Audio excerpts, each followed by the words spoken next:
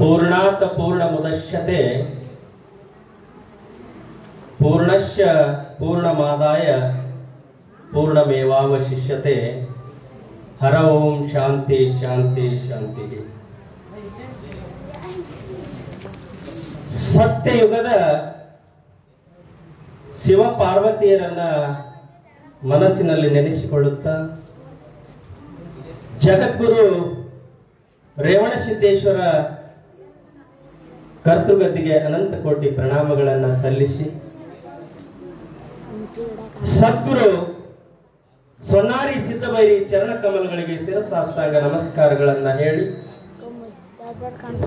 ಅವರಂತೆ ಯಾವ ಚಂದನಗಿರಿಯಲ್ಲಿ ಜನಿಸಿ ಕೊದಲಿಗಿ ನಂದನವನದಲ್ಲಿ ಬೆಳೆದು ಗೋಡಗೇರಿ ಗುಡ್ಡದಲ್ಲಿ ತಪಸ್ಸನ್ನು ಆಚರಿಸಿ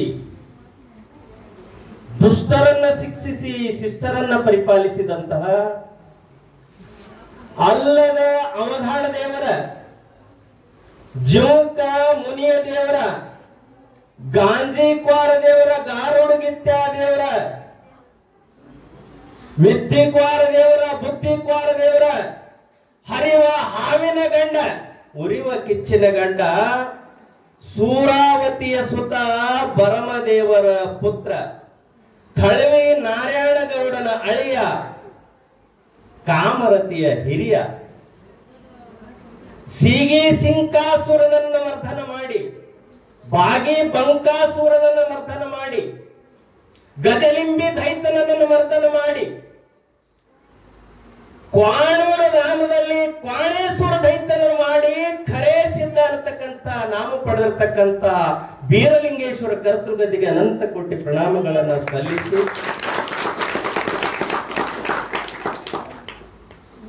ಆ ಬೀರಲಿಂಗೇಶ್ವರನ ಪರಮ ಶಿಷ್ಯನಾಗಿರ್ತಕ್ಕಂಥ ಮಾಳಿಂಗರಾಯಿಗ ಕಾಡಬಾರ್ದ ಬೇಡದ ಪಾಂಡವರ ಪಾಟಿ ಹೂ ಬೇಡದ ನಾಗರಬಾವಿ ಸೀತಾಳ ಬೇಡದ ಕಾಡಿದ ಗುರುವಿಗೆ ಬೇಡಿದ ಕೊಟ್ಟು ಹುಲಿಗಿಂಡವನ್ನು ಮೆರೆಸಿ ಮರ್ತ್ಯ ಲೋಕದಲ್ಲಿ ಮುಂಡಾಸವನ್ನು ಪಡೆದಂತಹ ಕೀರ್ತಿಗೆ ಪಾತ್ರರಾದ ಹುಲಜಂತಿ ಮಾಳಿಂಗರಾಯರ ಕರ್ತೃಗತಿಗೆ ಅನಂತ ಕೋಟಿ ಪ್ರಣಾಮಗಳನ್ನು ಸಲ್ಲಿಸಿ ಅದರಂತೆ ಯಾವ ಗಣ್ಯರ ಸಿಂದಗಿಯಲ್ಲಿ ಪವಾಡ ಮಾಡಿ ಬಿಜ್ಜರ್ಗಿ ಗ್ರಾಮದಲ್ಲಿ ಐಕ್ಯರಾಗಿರ್ತಕ್ಕಂಥ ಕೊಣ್ಣೂರು ಕರಿಸಿದ್ದೇಶ್ವರ ಶಿಷ್ಯ ಮಾಳಿಂಗರಾಯರ ಸಾಕಿದ ಮಗನಾದಂಥ ಜಗ್ಗಿನ ಬುಳ್ಳಾಣ ಸಿದ್ದನ ಪಾದಗಳನ್ನ ತಲೆ ಮೇಲೆ ಇಟ್ಟುಕೊಳ್ಳುತ್ತಾ ಇವತ್ತ ಬಹಳ ವಿಜೃಂಭಣೆಯಿಂದ ತಾವೆಲ್ಲರೂ ಕೂಡಿರಿ. ಚರಿತ್ರ ನಾಯಕನಾಗಿರ್ತಕ್ಕಂಥ ಪವಾಡ ಪುರುಷನಾಗಿರ್ತಕ್ಕಂಥ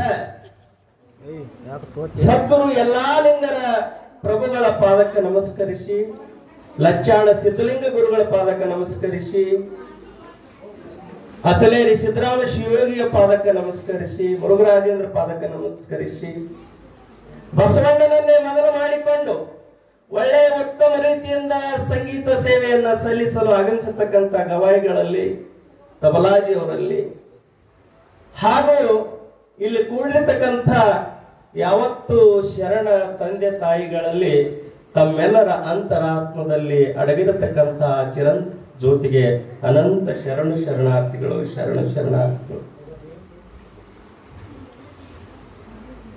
ಇವತ್ತಿನ ದಿವಸ ಪುರಾಣ ಪ್ರಾರಂಭ ಆಗ್ಯಾರ. ಸ್ವಲ್ಪ ಜಲ್ದಿ ಆಗುವುದಿತ್ತು, ನಾಳೆ ಇರೋದು ಆಗ್ತದೆ. ಈಗ 10 ಆಗೈತಿ. 10 ಗಣ ಏನಾಗ್ತೈತ್ರಿ?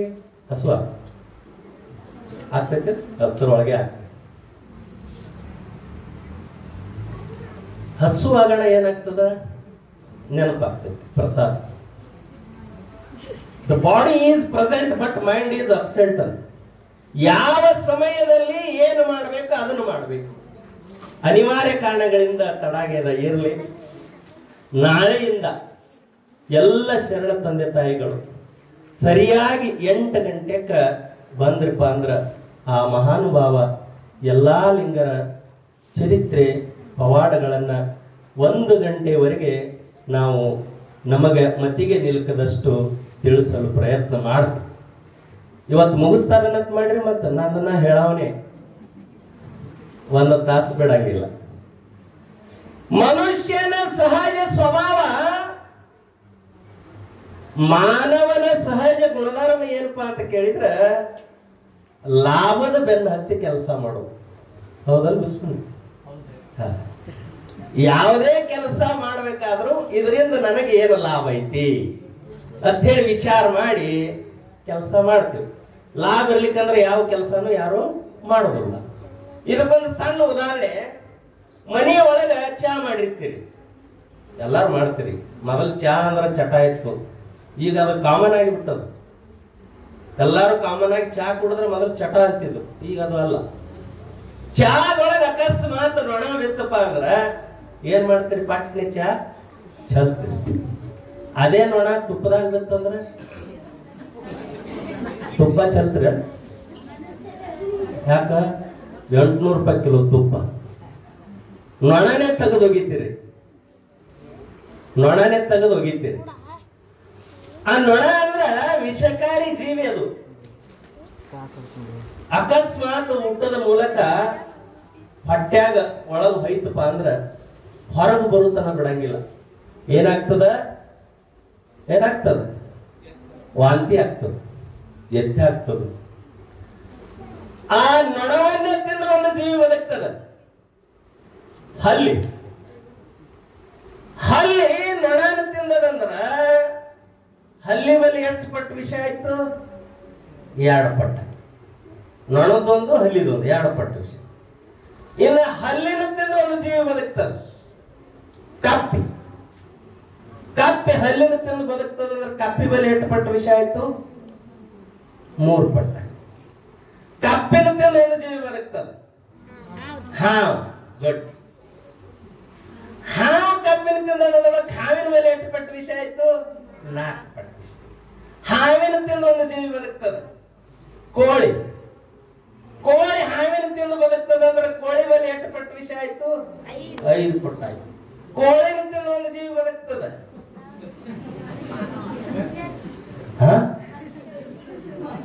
ಅಂದ್ರೆ ನಮ್ಮಲ್ಲಿ 8 ವಿಷ ಆಯ್ತು? 6 ಪಟ್ಟು ವಿಷ ಆಯ್ತು. ಗುಡ್. ಕಾಮ, ಕ್ರೋಧ, ಲೋಭ, ಮೋಹ, ಮದ, ಮತ್ಸರ ಅಂತಕ್ಕಂಥ 6 ವಿಷ ಈ ಶರೀರದೊಳಗ ತುಂಬಿ ತುಳುಕ್ಯಾಡ್ಲಕತ್ಯಾವ. ಆ ಅರಿಷಡ್ ವರ್ಗಾದಿಗಳ ದೂರ ಆಗ್ಬೇಕಪ್ಪ ಅಂದ್ರ ಇಂಥ ಪುರಾಣ, ಪ್ರವಚನ, ಭಜನ, ಕೀರ್ತನೆ, ಡೊಳ್ಳಿನ ಹಾಡ ಭಕ್ತಿದಿಂದ ಬಂದು ಕೇಳೋದ್ರಿಂದಾಗಲಿ ಮಾಡೋದ್ರಿಂದಾಗಲಿ ಬರೇ ಇಲ್ಲಿ ಬಂದು ಕುಂತ್ರ ಸಾಕು, ನಿಮ್ಮಲ್ಲಿ ಇರ್ತಕ್ಕಂಥ ಅರಿಷಡ್ ವರ್ಗಾದಿಗಳು ದೂರ ಆಗ್ತಾವ. ನೀವು ಮಾಡಿದ ಕರ್ಮ ಕಳೀತದ. ನಿಮಗೆ ಸಮಾಜದೊಳಗೆ ಏನು ಬೇಕಂತ ಅಪೇಕ್ಷೆ ಇರ್ತದಲ್ಲ ಅದು ಎಲ್ಲ ಈಡೇರಿಸುವಂತ ಶಕ್ತಿ ಎಲ್ಲದಪ್ಪ ಅಂದ್ರ ಸತ್ಸಂಗದೊಳಗ. ನಮ್ದೈತಿ ರಕ್ತ ಒಳಗ ಹೊರಗೆ ಹೋಗೋಣ, ಮನೆ ಹೋಗೋಣ, ನಮ್ದು ಎಲ್ಲಾರ್ದು ಕಾದಲ್ಲಿ ಇರೋದೆ. ಆದ್ರೂ ಕೂಡ 1 ತಾಸ ಆ ಭಗವಂತನ ಪೌಳಿಯಲ್ಲಿ ಬಂದು ಒಂದೊಂದು ಸಣ್ಣ ಕೆಲಸ ಮಾಡಿ ಅಥವಾ ಏನು ಮಾಡ್ಲಾರ್ದೆ ಸೋಮವಾರ ಕೂತು ಅವನ ಚರಿತ್ರೆಯನ್ನ ಕೇಳದೇವಪ್ಪ ಅಂದ್ರ ನಾವು ಪಾವನರಾಗ್ತೀವಿ. ವೈರಾಗ್ಯ ಸುಮ್ಮನೆ ಬರಂಗಿಲ್ಲ. ವೈರಾಗ್ಯದೊಳಗೆ 3 ಪ್ರಕಾರ ಅದಾವ. ಒಂದು ಪುರಾಣ ವೈರಾಗ್ಯ, ಎರಡನೇದು ಸ್ಮಶಾನ ವೈರಾಗ್ಯ, ಮೂರನೇದು ಪ್ರಸವ ವೈರಾಗ್ಯ. ಪುರಾಣ ವೈರಾಗ್ಯ ಹೆಂಗಪ್ಪ ಅಂತ ಕೇಳಿದ್ರೆ, ಈಗ ನಡೆದದ ಎಲ್ಲಾ ಲಿಂಗ ಮಹಾರಾಜರು ಪುರಾಣ ನಡೆದ, ಇಲ್ಲಿ ಎಲ್ಲಾರು ಹೆಂಗ ತಲೆ ಆಡಿಸ್ಲಕತ್ತೇನೆ. ಈಗ ಹೇಳೋ ಹೊತ್ನ್ಯಾಗ ಮೇಲು ಕೀಳು ಮಾಡಬಾರ್ದು, ಅವ ಇವ ಅನ್ನಬಾರ್ದು, ಇನ್ನೊಬ್ಬರಿಗೆ ಮೋಸ ಮಾಡಬಾರ್ದು, ಮತ್ತೊಬ್ಬರಿಗೆ ತಕರಾರು ಮಾಡಬಾರ್ದು, ನಮ್ಮದನ್ನ ನಾವೇ ಉಣಬೇಕು, ಕಳುವು ಮಾಡಬಾರ್ದು, ಸುಳ್ಳು ಹೇಳಬಾರ್ದು, ಇವೆಲ್ಲ ಪುರಾಣದಾಗ ಬರ್ತಾವ. ಇಲ್ಲಿ ಕೂತಾಗ ಅನಿಸ್ತಿರ್ತದ, ಹೌದು ಹೇಳೋದು ಶಾಸ್ತ್ರಿಗಳು ಹೇಳೋದು ಕರೆಕ್ಟ್ ಐತಿ, ಮಾಡ್ಬೇಕು ಹಿಂಗೆ ಇರ್ಬೇಕು ಅಂತ ಹೇಳಿ ಇಲ್ಲಿ ಅನಿಸ್ತೈತಿ. ಇಲ್ಲಿ ಕೂತಾಗ ಇಲ್ಲಿ ಝಾಡಿಸಿ ಮನೆಗೆ ಹೋದೇವಂದ್ರ ಮತ್ತೆ ಚಾಲನೆ, ಏ ಬೈ ಉಪ್ಪು ಎಲ್ಲಿಟ್ಟಿತ್ತು ಕಾಣಿಸವಲ್ಲದಲ್ಲ, ಅದು ಎಲ್ಲಿಟ್ಟಿದ್ದು ಕಾಣಿಸವಲ್ಲದಲ್ಲ, ಅಲ್ಲೇ ಇಟ್ಟಿದ್ ನೋಡಿ, ನೀನೇ ಮುಚ್ಚಿಟ್ಟಿದ್ ನೋಡು ಅಂತ ಹೇಳಿ ನಮ್ಮ ವ್ಯವಹಾರಕ್ಕೆ ಬೀಳ್ತೀವಿ. ಇಲ್ಲಿ ಬಂದಾಗ ಮಾತ್ರ ನಮಗ ಹಂಗ ಅನಿಸ್ತದ. ಇದು ಪುರಾಣ ವೈರಾಗ್ಯ. ಇನ್ನು ಸ್ಮಶಾನ ವೈರಾಗ್ಯ ಹೆಂಗಪ್ಪ ಅಂದ್ರ, ಯಾರೇ ಒಬ್ಬ ಗಣ್ಯ ವ್ಯಕ್ತಿ ಮರಣ ಹೊಂದಿದಪ್ಪ ಅಂದ್ರ ಏನಪ್ಪ ಇರೋ ತರ ಎಟ್ಟು ಬಡದಾಡುದು, ಅವನು ಮಣ್ಣು ಕೊಡುವಂತ ಅಥವಾ ಅವನು ಕಿಚ್ಚು ಕೊಡುವಂತ ಸಂದರ್ಭದೊಳಗೆ ಎಲ್ಲಾರ್ಗಿ ಗುಂಡಕ ನಿಂತಾಗ ಅನಿಸ್ತಿರ್ತದ.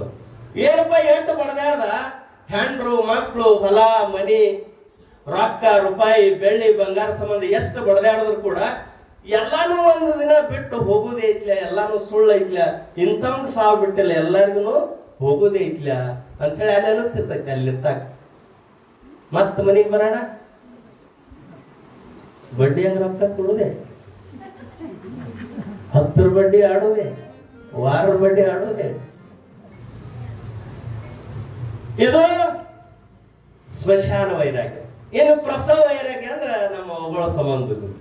ಪ್ರಸವ ವೈರಾಗ್ಯ ಅಂದ್ರ ತಾಯಿಗೆ 9 ತಿಂಗಳ 9 ದಿವಸ ಆಗಣ ಬಾಣತನ ಆಗುವಂತ ಸಂದರ್ಭದೊಳಗ 1000 ಚೇಳ ಕಡದಷ್ಟು ತ್ರಾಸ ಆಗ್ತಿರ್ತದ, ಸತ್ತು ಹುಟ್ಟು ಬಂದಾಗ ಆಗ್ತಿರ್ತದ. ಆ ಸಮಯದಾಗ ಆ ತಾಯಿಗೆ ಅನಿಸ್ತಿರ್ತದ, ಇನ್ನೊಮ್ಮೆ ಜೀವನದಾಗ ಎಂದು ಇಂಥ ಕೆಲಸ ಮಾಡಬಾರದು ಅವಾಗ ಅನಿಸ್ತಿರ್ತದ. ಅವಾಗ ಅನಿಸ್ ಮತ್ತ 12 ಹಡದವ್ರು ಅದಾರೆ. ಇದು ಪ್ರಸವ ವೈರಾಗ್ಯ. ವೈರಾಗ್ಯ ಹೆಂಗ ಬರ್ತವ? ಯಲ್ಲಪ್ಪ ಮಹಾರಾಜರಿಗೆ, ಎಲ್ಲಾ ಮಹಾತ್ಮರಿಗೂ ಕೂಡ ವೈರಾಗ್ಯ ಬರಬೇಕಾದ ಒಂದೊಂದು ಕಾರಣ ಅದಾವ. ತುಂಬಿದ ಗರ್ಭಿಣಿ ಹೇಳ್ತಿ ಬೆಳಗಣ ನರಳಾಡಿ ಸಾಯ್ತಾಳ, ಒಂದಲ್ಲ 2 ಹಂಡ್ರ ಆಗದಾರ. ಅವಾಗ ಅವ್ರಿಗೆ ವೈರಾಗ್ಯ ಬರ್ತದ.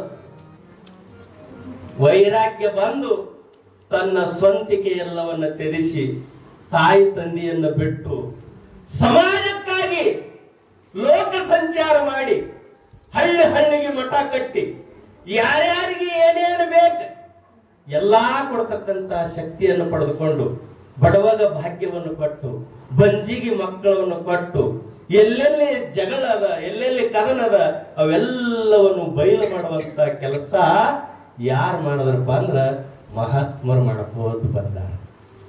ಅವರ ಚರಿತ್ರೆಯನ್ನ ನಾವು ಕೇಳುವುದರಿಂದ, ನಾವು ತಿಳ್ಕೊಳ್ಳೋದ್ರಿಂದ ನಮ್ಮಲ್ಲಿ ಕೂಡ ಕೆಲವೊಂದು ಗುಣಗಳು, ಒಳ್ಳೆ ಗುಣಗಳು ಸ್ವಲ್ಪ ಬಂದು ಹಾಯ್ತಾವ ಅಂತ ಹೇಳಿ ನಮ್ಮ ಹಿಂದಿನ ಶರಣರು, ಸಂತರು, ಋಷಿಗಳು, ಮಹಾಂತರು ಇಂಥ ಜಾತ್ರೆ ಪುರಾಣ ಪ್ರವಚನಗಳನ್ನು ಮಾಡ್ಕೋಂತ ಬಂದ. ಅದಕ್ಕೋಸ್ಕರವಾಗಿ ಇವತ್ತಿನ ದಿವಸ ಇಲ್ಲಿ ಆ ಸದ್ಗುರು ಯಲ್ಲಪ್ಪ ಮಹಾರಾಜರ ಪುರಾಣ ಇವತ್ತು ಪ್ರಾರಂಭ ಆಗ್ಯದ. ಇನ್ನ ಮುಂದೆ ಬಹಳ ಚಂದ ಕತಿ ನಡೀತದ. ನಾಳೆಗೆ ಈ ಸಂಖ್ಯೆ ಡಬಲ್ ಆಗ್ಬೇಕ್ರಿ. ಅವ್ವ ನಿಮ್ಮ ಕಡೆಯಿಂದ ಸಾಧ್ಯ ಇದ್ದ, ನೀವ್ ಯಾರ್ಯಾರು ಬಂದಿರ್ಲಿ ಒಬ್ಬರು ಇಬ್ಬಿಬ್ಬರನ್ನ ಕರ್ಕೊಂಬರ್ರಿ. ಯಾಕಪ್ಪ ಅಂದ್ರ ಇದ್ರೊಳಗೆ ನಿಜವಾಗಲೂ ಶಕ್ತಿ ಅದ. 11 ದಿವಸ ಯಾರ ಬಾಳ ಚಂದ ಕತಿ ಬರ್ತಾವ. ತೊಟ್ಟಲ ಕಾರ್ಯಕ್ರಮ ಅದ ಯಲ್ಲಪ್ಪ ಮಹಾರಾಜರು. ಅವೆಲ್ಲವೂ ಕೂಡ ಯಾರು ತಪ್ಪಿಸ್ಕೋಬೇಡ. ಜೀವನದಾಗ ಎಂದೂ ಹಳ್ಳಿ ಸಿಗಂಗಿಲ್ಲ. ಅವೆಲ್ಲ ಸಿಗ್ತಿರ್ತಾವ ಮನ್ಯಾನು, ಅವೆಲ್ಲ ಹಳ್ಳಿ ಸಿಗ್ತಾವ. ಇದು ಈ ಸಮಯ ಹಳ್ಳಿ ಸಿಗಂಗಿಲ್ಲ. ಅದಕ್ಕೆ ತಾವೆಲ್ಲರೂ ಕೂಡ ಪ್ರತಿದಿನ ಸರಿಯಾಗಿ 8 ಗಂಟೆಗೆ ಆಗಮಿಸಿ ಈ ಪುರಾಣ ಪ್ರವಚನ ಕಾರ್ಯಕ್ರಮದಲ್ಲಿ ಪಾಲ್ಗೊಂಡು ತಾವೆಲ್ಲರೂ ಕೂಡ ಪುನೀತರಾಗ್ತೀರಿ ಅಂತ ಹೇಳಿ ನನ್ನ ಪುರಾಣವನ್ನು ಪ್ರಾರಂಭ ಮಾಡ್ತೇನೆ. ಶರಣ ಮಾಲಿಂಗರಾಯ ಪ್ರಪಂಚ ಮಾಡ್ದ, ಬೀರದೇವರ ಪ್ರಪಂಚ ಮಾಡ್ದ, ವಿಶ್ವಗುರು ಬಸವಣ್ಣನವರು ಪ್ರಪಂಚ ಮಾಡಿದ್ರು, ಯಲ್ಲಪ್ಪ ಮಹಾರಾಜರು ಪ್ರಪಂಚ ಮಾಡಿದ್ರು, ಎಲ್ಲರೂ ಕೂಡ ಪ್ರಪಂಚ ಮಾಡ್ಯಾರ. ಶರಣರು ಮಹಾತ್ಮರು ನಾವು ಪ್ರಪಂಚ ಮಾಡ್ತೇವೆ. ಖರೆ ಅವರು ಮಾಡುವಂತ ಪ್ರಪಂಚ ಹೆಂಗಪ್ಪ ಅಂದ್ರೆ ದಿವ್ಯ ಪ್ರಪಂಚ. ನಾವು ಮಾಡುವಂತ ಪ್ರಪಂಚ ಲೌಕಿಕ ಪ್ರಪಂಚ. ದಿವ್ಯ ಪ್ರಪಂಚಕ್ಕ ಮತ್ತು ಲೌಕಿಕ ಪ್ರಪಂಚಕ್ಕೆ ಏನು ವ್ಯತ್ಯಾಸ ಅದ್ರಿ ಅಂತ ಕೇಳ್ಬೋದು. ಆ ಶರಣ ಮಾಲಿಂಗರಾಯ ಆಗಿರ್ಬೋದು, ಬೀರದೇವರಾಗಿರ್ಬೋದು, ಅಮೋಘ ಸಿದ್ಧ ಆಗಿರ್ಬೋದು, ಯಲ್ಲಪ್ಪ ಮಹಾರಾಜರಾಗಿರ್ಬೋದು, ಲಚ್ಚಾಣ ಸಿದ್ಧಲಿಂಗ ಮಹಾರಾಜರಾಗಿರ್ಬೋದು, ಅವ್ರು ಮಾಡುವಂತ ಪ್ರಪಂಚ ಆಕಳ ನೀರು ಕುಡ್ದಂಗ. ಏನ್ರಿ? ಆಕಳ ನೀರು ಕುಡ್ದಂಗ. ನಾವು ನೀವು ಮಾಡುವಂತ ಪ್ರಪಂಚ ಎಮ್ಮೆ ನೀರು ಕುಡ್ದಂಗ. ನೀವು ಕೇಳ್ಬೋದು, ಸರ್ ಆಕಳನು ನೀರೇ ಕುಡ್ದದ್ರಿ, ಎಮ್ಮಿನೂ ನೀರೇ ಕುಡ್ದದ್ರಿ, ಬಿಟ್ಟು ಬೇರೆ ಏನ್ರಿ ಕುಡ್ದದನ್ರಿ ಅಂತ ಹೇಳಿ. ಆಕಳನು ನೀರೇ ಕುಡ್ದದ ಖರೆ, ಎಮ್ಮಿನೂ ನೀರೇ ಕುಡ್ದದ ಖರೆ, ಕುಡಿದ್ರೊಳಗೆ ಫರಕ. ಒಂದು ನೀರಿನ ಹ್ಯಾರ್ ಕಟ್ಟಿರ್ತಾರ ದಂಡಿಗೆ, ದಂಡಿಗೆ ಅಲ್ಲಿ ಒಯ್ದು ಒಂದು ಆಕಳ ಬಿಡ್ರಿ. ಆಕಳ ಹೆಂಗ್ ಕುಡಿತದ ನೀರ? ಸವಕಾಸ ಹೋಗಿ ಮುಂದಿನ ಕಾಲು ಊರಿ ಹಿಂಗ ಕುಡಿದು ಮತ್ ಹಿಂದಿನ ಕಾಲೇ ಹಿಂದ್ ಸರಿತು ಅಂದ್ರೆ ಇನ್ನೊಂದು ಪ್ರಾಣಿ ಬಂದು ನೀರು ಕುಡಿಲಿ, ಗದ್ದಲ ಮಾಡಂಗಿಲ್ಲ. ಅದೇ ನೀರಿನ ಹೆಳಿಗೆ ಒಂದು ಎಮ್ಮಿ ಬಿಡ್ರಿ, ಒಳಗ್ ಹೋಗಿ ಒದ್ದಾಡಿ ಹೆಂಡಿ ಹಾಕಿ ಉಚ್ಚಿ ಹೊಯ್ದು ಮೈ ಎಲ್ಲ ಬಾಲಿಲೆ ರಾಡಿ ಹೊಡೆದು ಹೊಲಸ್ ಹಿಡಿಸಿ ಬಂದ್ಬಿಡುತ್ತೆ. ಹಂಗ ಮಾಲಿಂಗರಾಯ, ಬೀರದೇವರ, ಅಮೋಘ ಸಿದ್ಧ, ಯಲ್ಲಪ್ಪ ಮಹಾರಾಜರು ಇವರು ಪ್ರಪಂಚ ಹೆಂಗ್ ಮಾಡ್ಯಾರಪ್ಪ ಅಂದ್ರ, ಪ್ರಪಂಚ ಮಾಡಿದ್ರು ಕೂಡ ಮೈಗೆ ಏನು ರಾಡಿ ಕಲಿ ಹಚ್ಕೊಂಡಿಲ್ಲ. ನಾವು ರಾಡಿ ಮೈ ಎಲ್ಲ ರಾಡಿ ಬಡ್ಕೊಂಡು ಪ್ರಪಂಚ ಮಾಡ್ತಾ ಇದೀವಿ. ಅದಕ್ಕೋಸ್ಕರವಾಗಿ ಪುಣ್ಯಾತ್ಮರೇ ಬಹಳ ಒಳ್ಳೆಯ ಪವಾಡಗಳು, ಒಳ್ಳೆಯ ಲೀಲೆಗಳು ಯಲ್ಲಪ್ಪ ಮಹಾರಾಜರು ಮಾಡಿದ್ದಾರೆ. ಅವರ ಲೀಲೆಯ ಪವಾಡಗಳನ್ನು ಕೇಳುವುದರಿಂದಾಗಲಿ, ನಾವು ಭಕ್ತಿಯಿಂದ ಮನನ ಮಾಡುವುದರಿಂದಾಗಲಿ ನಮ್ಮಲ್ಲಿ ಇವತ್ತ ಇಲ್ಲಿ ಯಾರ್ಯಾರು ಬಂದಿರಿಲ್ಲ, ಇವತ್ತಿಲ್ಲಿ ಯಾರ್ಯಾರು ಬಂದಿರಿಲ್ಲ, ನಿಮ್ಮ ಹೆಸರಲ್ಲೇ ಆ ಬೀರದೇವರ ಖಾತೆ ಒಳಗ ಒಂದೊಂದು ಅಕೌಂಟ್ ಓಪನ್ ಆಯ್ತು. ಇವತ್ತ ಇಲ್ಲಿ ಯಾರ್ಯಾರು ಬಂದಿರಲ್ಲ, ನಿಮ್ಮ ಹೆಸರಲ್ಲೇ ಒಂದೊಂದು ಅಕೌಂಟ್, ಬ್ಯಾಂಕ್ನಾಗ ಹೋಗೋಣ ಅಕೌಂಟ್ ತೆಗಿತಾರ ನೋಡ್ರಿ, ಪಾಸ್ಬುಕ್. ಹಂಗ ಇವತ್ತು ನಿಮ್ದೊಂದು ಪಾಸ್ಬುಕ್ ಓಪನ್ ಆಯ್ತು. ಆ ಬ್ಯಾಂಕ್ನಾಗ ಏನ್ ಜಮಾ ತಗೋತಾರ? ರೊಕ್ಕ, ರೂಪಾಯಿ, ಬೆಳ್ಳಿ, ಬಂಗಾರ ತಗೋತಾರ. ಆದ್ರೆ ಈ ಭಗವಂತನ ಬ್ಯಾಂಕಿನೊಳಗೆ ಏನ್ ಜಮಾ ತಗೋತಾನ ಗೊತ್ತೇನ್ರಿ? ಆ ಭಗವಂತ ಪುಣ್ಯವನ್ನ ಜಮಾ ತಗೋತಾನ. ಏನು? ಪುಣ್ಯವನ್ನ ಜಮಾ ತಗೋತಾನ. ನೀವು ನಿಮ್ಮ ವೈಯಕ್ತಿಕ ಸಮಯವನ್ನ ಬಿಟ್ಟು ಇವತ್ತ ಸತ್ಸಂಗದಲ್ಲಿ ಪಾಲ್ಗೊಂಡ್ರಿಪ್ಪ ಅಂದ್ರ ನಿಮ್ಮ ಖಾತೆಯೊಳಗ ಇವತ್ತ ಪುಣ್ಯ ಜಮಾ ಆಯ್ತು. ನಾಳೆಗ್ ಬಂದ್ರ ನಾಳೆನೂ ಜಮಾ ಆಗ್ತದ, ಬರ್ಲಿಲ್ಲ ಅಂದ್ರ ಆಗೋದಿಲ್ಲ. ಬಂದ ಪುಣ್ಯ ಜಮಾ ಆಗ್ತದ. ಆ ಪುಣ್ಯ ಏನ್ ಮಾಡ್ಬೇಕು? ಪುಣ್ಯದ ಪ್ರತಿಫಲ ಸುಖ, ಪುಣ್ಯದ ಪ್ರತಿಫಲ ಆನಂದ, ಪಾಪದ ಪ್ರತಿಫಲ ದುಃಖ. ನಾಳೆ ನಮ್ಮ ಮಾನ ಹೋಗುವಂತ ಸಂದರ್ಭದೊಳಗ, ಅನಾರೋಗ್ಯಕ್ಕೆ ತುತ್ತಾಗುವಂತ ಸಂದರ್ಭದೊಳಗ, ನಮಗ ಕಾಡಾಟ ಬಂದಾಗ ಇವತ್ತೇನು ಜಮಾ ಆಗ್ಯದ ನೋಡು ಪುಣ್ಯ, ಇದನ್ನ ಖರ್ಚಾಕಿ ಬೀರ್ಲಿಂಗ ನಿಮ್ಮೆಲ್ಲರನ್ನು ಉಳಿಸ್ತಾನೆ ಅಂತ ಹೇಳಿ ಸಭಾದೊಳಗೆ ಹೇಳ್ತೀವಿ. ಹೆಂಗಪ್ಪ ಅಂತ ಕೇಳಿದ್ರೆ ಇದಕ್ಕೊಂದು ನಿದರ್ಶನ ಕೊಡ್ತೀನಿ ನಿಮಗೆ, ಉದಾಹರಣೆ. ಪುಣ್ಯ ಜಮಾ ಆಗಿದ್ದು ಹೆಂಗ ಖರ್ಚು ಬೀಳ್ತದ ನೋಡ್ರಿ. ಜಮಾ ಆಗಿದ್ದ ಪುಣ್ಯ ಹೆಂಗ್ ಖರ್ಚು ಬೀಳ್ತದಂದ್ರ, ದ್ರೌಪದಿ ತುಂಬಿದ ಸಭೆಯೊಳಗ ದುಶ್ಯಾಸನ ಆಕಿನ ಹಿಡಿದು ದರ ದರ ದರ ಎಳಕೊಂಡು ಬರ್ತಾನೆ. ದ್ರೌಪದಿ ಅಂದ್ರ ಅಣ್ಣನ ಹೇಳ್ತಿ ಅಂದ್ರ ತಾಯಿ ಸಮಾನ. ಆಕೆನ ಅಪಮಾನ ಮಾಡಬೇಕು, ಆಕೆನ ತುಂಬಿದ ಸಭೆಯೊಳಗೆ ಬದಲೇ ಮಾಡ್ಬೇಕಂತ ಹೇಳಿ ದರ ದರ ದರ ಎಳ್ಕೊಂಡು ಬರ್ತಾನ. ಸೋತ್ ಕೂತಿದ್ರು, 5 ಮಂದಿ ಗಾಂಡ್ರಿದ್ರು. ಭೀಮ ಕೂತಿದ್ರು ನೀರು ಬರ್ತಿದ್ರು. ಅಂತ ತಾಕತ್ವಾನಿದ್ರು ಕೂಡ ಆ ಪಗಡಿ ಆಟಕ್ಕೆ ಹಚ್ಚಿ ಸೋತ್ ಬಿಟ್ಟಿದ್ರು. ಹೆಣ್ತಿನ ಹಚ್ಚಿದ್ರು. ನೋಡ್ರಿ, ನಾವೆಲ್ಲ ಹಚ್ತೇವೆ ಖರೆ, ಹೆಣ್ತಿನ ಹಚ್ಚಿದ್ರು ಅವ್ರು ಆಟಕ್ಕೆ. ದರ ದರ ಎಳ್ಕೊಂಡು ಬಂದಕ್ಕಿನ ಸೀರೆ ಶೆಳಿ ಹೊತ್ನ್ಯಾಗ ಪರಮಾತ್ಮ ನನ್ನ ಮಾನ ಕಾಪಾಡತ್ ಹೇಳಿ 2 ಕೈ ಮ್ಯಾಲೆ ಎತ್ತಳು ದ್ರೌಪದಿ ದೇವಿ. ಅವಾಗ ಕೃಷ್ಣ ಪರಮಾತ್ಮ ಸಾವಿರ ಸೀರೆಯನ್ನು ಬಿಟ್ಟ. ಅಕ್ಷಯಾಂಬರ ಅಂತ ಅದಕ್ಕೆ, ಮುಗಿಲಾರದಂತ ಸೀರೆ. ಆ ಮುಗಿಲಾರದಂತ ಸೀರೆ ಬಿಟ್ಟ ಆಕಿನ ಮಾನ ಕಾಪಾಡ್ದ ಅಂದ್ರೆ ಸುಮ್ಮನೆ ಕಾಪಾಡಿಲ್ಲ. ಆಕಿನ ಪುಣ್ಯ ಹಿಂದಿನ ಭಾಗದಾಗ ಜಮಾ ಅದ. ಯಾವಾಗ ಜಮಾ ಆಗಿತ್ತು? ಆಕಿ ಇನ್ನ ಲಗ್ನ ಆಗೋಕ್ಕಿಂತ ಮೊದಲ ತನ್ನ ಗೆಳತಿಯರ ಜೋಡಿ ವಾಯು ವಿಹಾರಕ್ಕೆ ಹೊಂಟಿರ್ತಾಳ. ವಾಯು ವಿಹಾರ ಅನ್ನೋದು ಕನ್ನಡ ಶಬ್ದ, ಇಂಗ್ಲಿಷ್ನ್ಯಾಗ ವಾಕಿಂಗ್ ಅಂತಾರ. ಪಟ್ನೆ ತಿಳಿತು ವಾಕಿಂಗ್ ಅಂತ.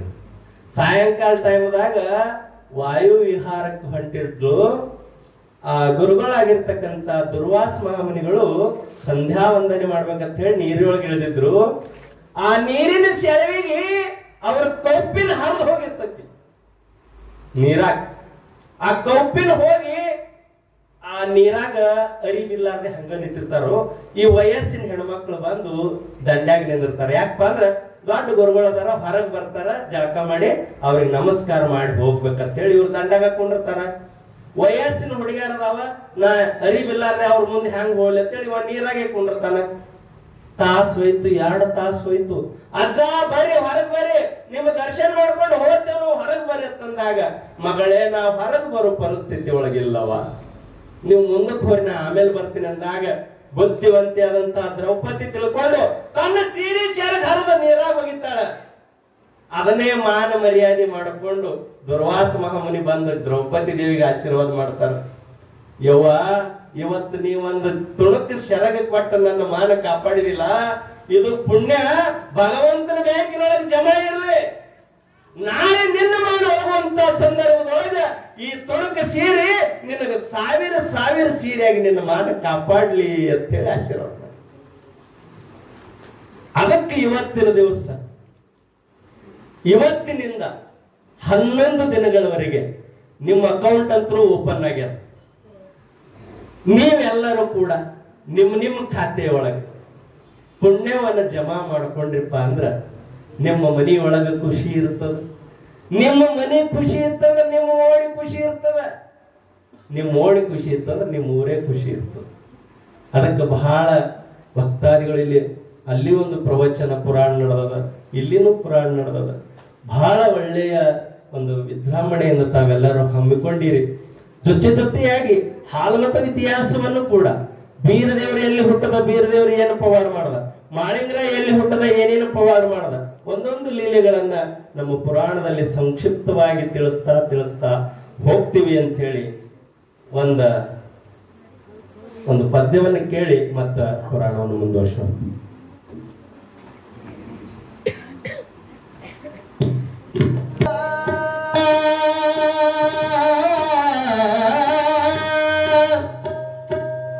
ಕೇಳೋ ಜನ ಕೇಳೋ,